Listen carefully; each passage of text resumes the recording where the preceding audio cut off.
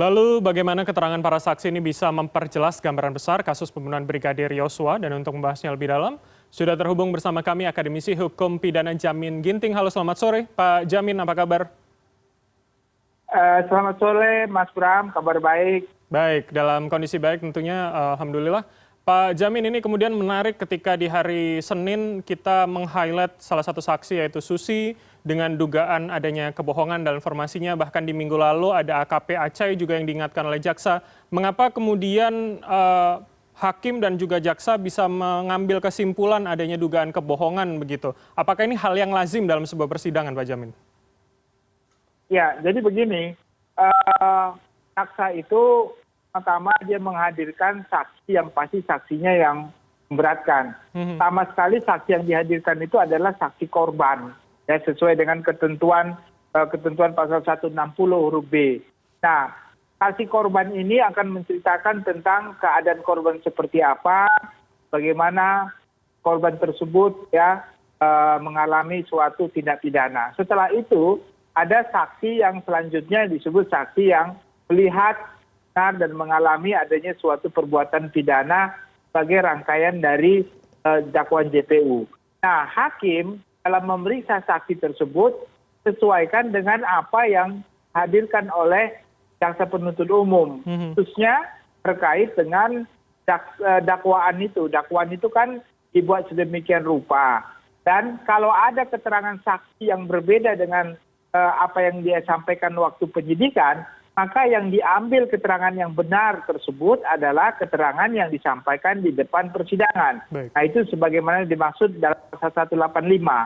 Nah, kalau dia bersikukuh tetap, kalau ada perbedaan mana yang benar, apakah dalam penyidikan, apakah yang Anda sebutkan saat ini.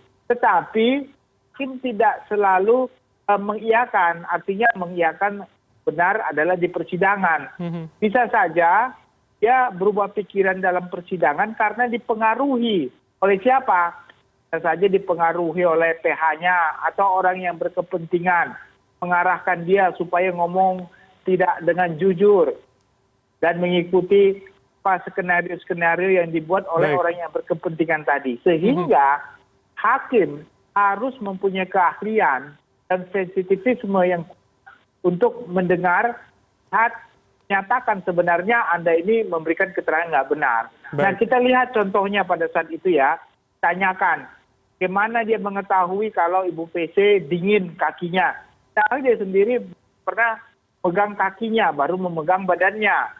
Atau keterangan terkait dengan anak keempat, S, mengatakan itu anak dari Ibu PC, padahal itu adopsi.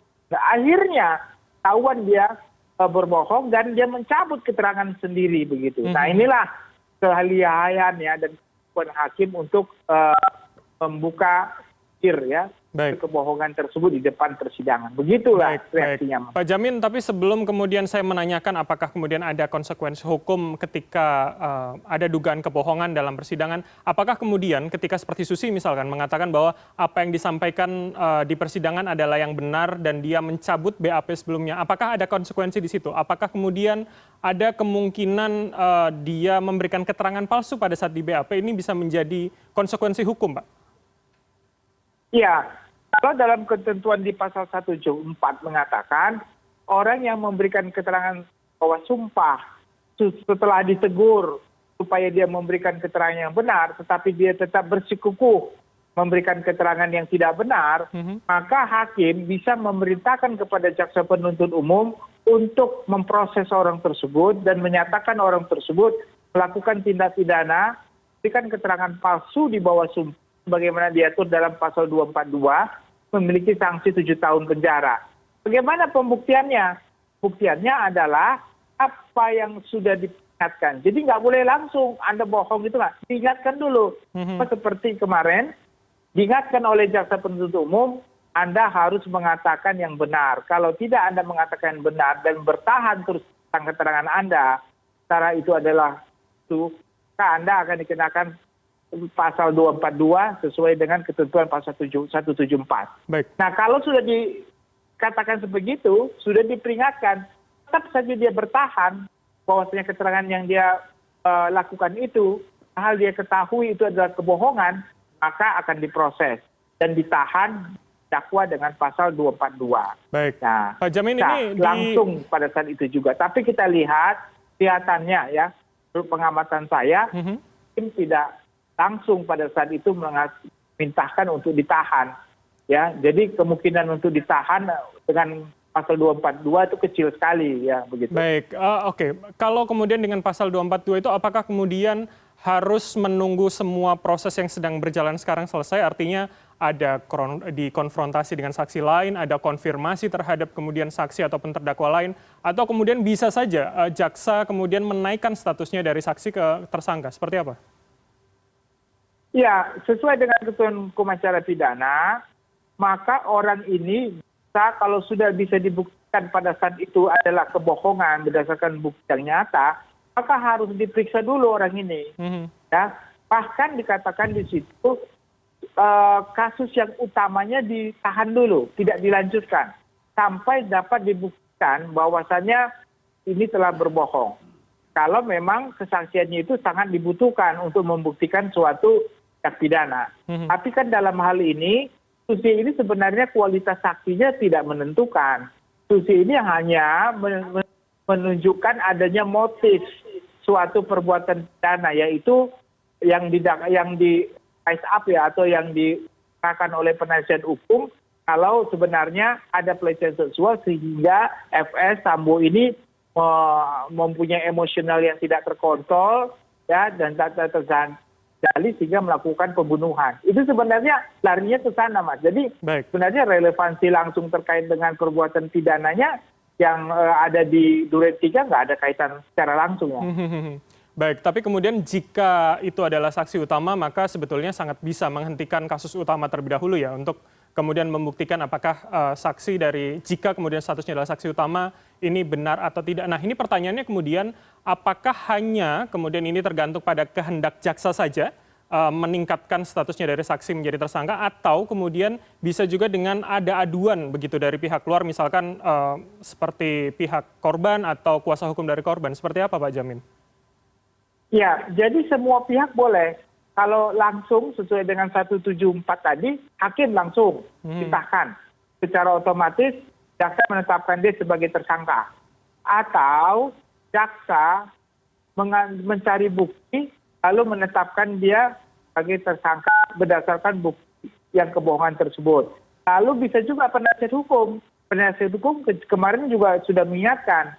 Nah, kalau penasihat hukum melaporkan Susi bahwa dia telah memberikan kebohongan, membawa sumpah. Nah, nanti berdasarkan laporan dari penasihat hukum dakwa. Nah, bisa. Jadi setiap pihak bisa untuk melaporkan itu. Gitu. Baik. Harapannya tentu ini akan menjadi catatan untuk setiap saksi dalam kasus apapun untuk bisa memberikan keterangan yang jujur dan sebenarnya dalam sebuah persidangan. Nah, ini kemudian saya akan coba kita ke sidang yang berlangsung pada hari ini dan juga kemarin, yang kemudian menghadirkan keluarga dari Brigadir Yosua meski dengan terdakwa yang berbeda. Apa kemudian yang bisa Anda cermati, Pak, dari terdakwa yang berbeda tapi kemudian saksinya sama? Apakah kemudian hakim nanti akan bisa mendapatkan hal baru sebenarnya? Kalau kita ingat kan ceritanya mungkin sama yang diberikan saksi.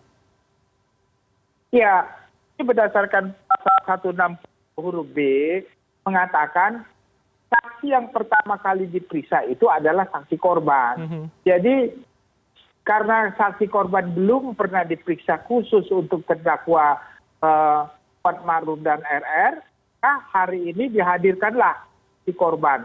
Korban sendiri kan sudah meninggal dunia, maka yang dapat memberi keterangan adalah orang tuanya, menerangkan bahwasanya benar itu saksi Joshua, benar dia adalah yang bekerja pada FS yang dibunuh, dan lalu mereka juga menyaksikan terkait dengan penyebab pembunuhannya walaupun tidak langsung, tapi mayatnya dilihat berdasarkan hasil foto yang sudah dilakukan, artinya karena tembakan peluru, dan itu sudah diterangkan orang tua dan juga orang yang memberikan formalin ya pada saat itu, dan juga orang-orang yang mengantarkan dan diterangkan, dan itu memang standar.